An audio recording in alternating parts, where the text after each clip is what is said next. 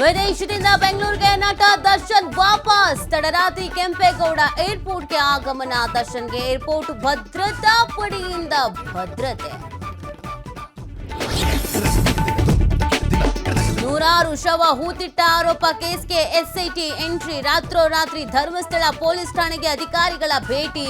ಇಂದಿನಿಂದ ಧರ್ಮಸ್ಥಳ ಬೆಳ್ತಂಗಡಿಯಲ್ಲಿ ಕಾರ್ಯಾಚರಣೆ.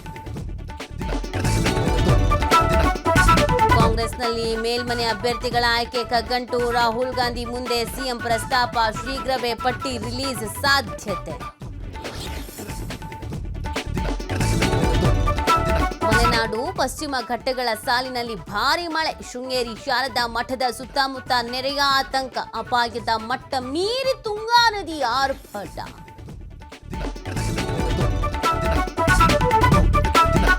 ಕಾರ್ಯಕ್ರಮ ಆಯೋಜನೆ ವಿಚಾರದಲ್ಲಿ ವಾಗ್ವಾದ. ಸರ್ಕಾರಿ ಶಾಲಾ ಶಿಕ್ಷಕನಿಗೆ ಶಿಕ್ಷಕಿಯಿಂದ ಚಪ್ಪಲಿಯಿಂದ ಥಳಿತ. ಇಳಕಲ್ ಸರ್ಕಾರಿ ಉರ್ದು ಶಾಲೆಯಲ್ಲಿ ಭಾರಿ ಹೈಡ್ರಾಮಾ.